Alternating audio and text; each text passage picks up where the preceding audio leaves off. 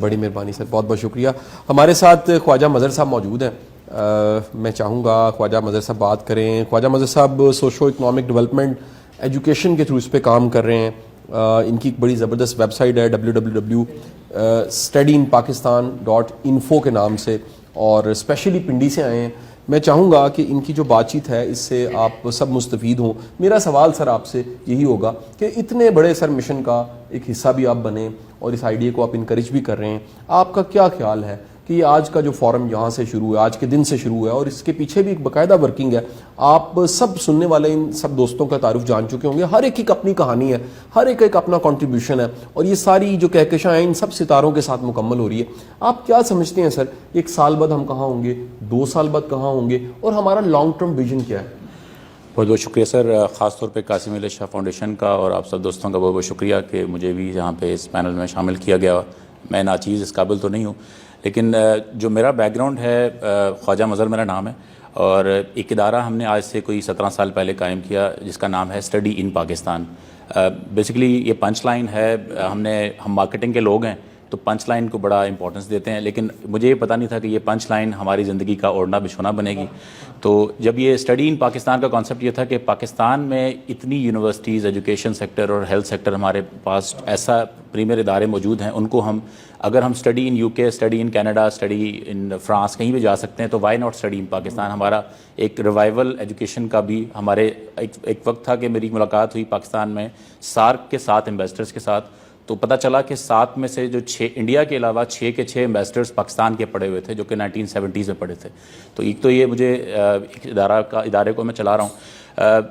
جو میرا فارم کے ساتھ تعلق یا فارمنگ کے ساتھ جو ہے نا، وہ شاید تھوڑا سا تھوڑا سا نیگیٹو لگے. وہ ہوتا یہ ہے کہ جب بھی کوئی بزنس مین یا کوئی شخص تھوڑا سا خوشحال ہوتا ہے تو وہ میں ایک ٹرم یوز کرتا ہوں کہ میرا کتا، میری بندوق، میری جیپ اور میرا فارم. تو میں اپنے آپ کو، یا دوسرا ایک اور فکرہ کہتے ہیں کہ جی دوسروں کو نا بازوق لگنے کے لیے ہم شاعری کرتے ہیں، تو اپنے آپ کو تھوڑا سا ڈفرینٹ لگنے کے لیے فارم میں آئے، جی ہم نے فارم بنا لیا. لیکن وہ مجھے اندازہ نہیں تھا کہ جب اس میں داخل ہوں گا تو وہی جو سیلز اور مارکیٹنگ کا جو ایک ٹرم تھی، مجھے احساس ہوا کہ جی سب سے زیادہ ضرورت جو ہے وہ ایگریکلچر کو ہے، مارکیٹنگ کی. تو پھر یہ جو ساری جو ایکٹیویٹی کو میں نے اپنا ایک کافی حد تک جو حصہ ہے وہ ایگری ٹورزم کو کنیکٹ کیا. ایگری ٹورزم سے کنیکٹ ہونے کا میرا جو ریزن تھا وہ 3 بنیادی وجہ تھی. پہلا جو ہے جس کا میں پریچر بھی ہوں وہ ہے گاؤں کنیکشن، کہ ہمارا جو شہر میں رہنے والے لوگوں کا گاؤں سے رابطہ ٹوٹ گیا ہے. تو اس کا ایک فکرہ میں کہتا ہوں کہ جی جس کا گاؤں ہے وہ گاؤں جایا کرے، جس کا گاؤں کھو گیا ہے وہ گاؤں تلاش کرے، اور جس کا گاؤں نہیں ہے وہ نیا گاؤں بنا لے. تو یہ جو میرے ساتھ یہ دوست ہیں، یہ میرے نئے گاؤں کے لوگ ہیں. تو ہم اگر اس ٹرم، پہلا یہ ٹرم تھا. دوسرا یہ ٹرم ہے کہ ہمارے جو ہم نے جب بچپن میں دیکھا یا اپنے گاؤں گئے تو لوگ کہتے ہیں جی کہ عیدیں 2 ہوتی ہیں سال میں. میں کہتا ہوں کہ جس وقت فصل کٹتی ہے نا اسی دن عید ہوتی ہے. تو جب ہمارے اب جیسے بھی تھوڑی دیر پہلے ایک سر سے بات ہو رہی تھی تو انہوں نے کہا جی کہ پاکستان میں موسم کتنے ہیں، تو انہوں نے بتایا کہ پاکستان میں 12 موسم ہیں. یعنی کہ آپ سکردو سے لے کے تو نیچے تک جائیں تو ہمارے پاس اتنا کچھ ہے لوگوں کو دکھانے کے لیے. تو صرف یہی نہیں کہ ہم اپنے جو کلچر کے ساتھ کنیکٹ ہوں، اپنی چیزوں کے ساتھ کنیکٹ ہوں، اپنے گاؤں سے ساتھ کنیکٹ ہوں، بلکہ ہم جو اپنے پاس ہمارے کو دکھانے کے لیے، ہمارے پاس کیا کچھ ہے دکھانے کے لیے. ہمارے پاس وہ اگر ایک اسپین میں یا وہاں پہ ٹماٹر جو ہے نا، ٹماٹر کا فیسٹیول ہو سکتا ہے، تو ہمارے پاس اتنا کچھ ہے دکھانے کے لیے کہ ہم اس کو دکھائیں. تو ایگری ٹورزم ہی وہ پلیٹ فارم ہے جس کی وجہ سے مجھے یہ لگا کہ یہی کسان کی سسٹینیبلٹی کا جو پلیٹ فارم ہے، کسان کو واپس امپاور کرنے کا، عزت دینے کا اور ریوارڈ دینے کا جو پلیٹ فارم ہے وہ ایگری ٹورزم ہے. اور جو آخری چیز ہے وہ سیلف سسٹینیبلٹی ہے. جب یہ فارم میں نے بنایا، اور میرے ساتھ کہ شاید بہت سے لوگ ریلیٹ کر پائیں گے کہ ایسے وہ سارے لوگ جو کہ کسی وجہ سے اپنا فارم بنانے میں کامیاب ہو جاتے ہیں، لیکن وہ فارم سسٹین نہیں کر پاتے کیونکہ وہ ایک بزنس انٹرپرائز نہیں ہوتا.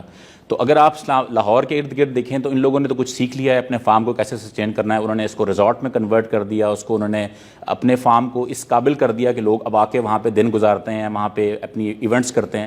تو یہ کام اگر ہمارا کسان کرنا شروع کر دے، وہ فارم کو برانڈ کر دے اپنا، جو کہ طارق بھائی کہتے ہیں، تو یہی کام وہاں پہ لوگ اپنے جا کے ان میلوں پہ جا کے ان فارمز پہ جا کے اپنی زندگی گزار سکتے ہیں. تو میرا تو یہی میسج ہے کہ آپ ایگری ٹورزم کے ساتھ جو لوگ لارجلی، یعنی کہ ہم تو چلیں اس کے والنٹیئرز ہیں، ہم اس کے مجاہد ہیں، جو لوگ آڈینس سن رہی ہے ایگری ٹورزم کو سرچ کریں.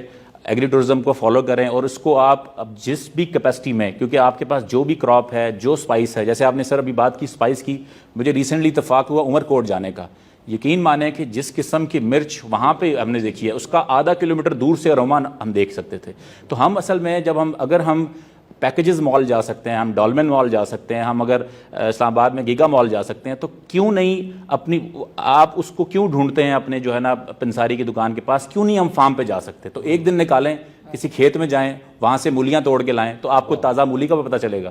تو یہی ہے ایگری ٹورزم، اور یہ طارق بھائی کی کنٹریبیوشن ہے. اور سر آپ کا بہت بہت شکریہ کہ آپ نے یہ موقع دیا ہمیں. Thank you.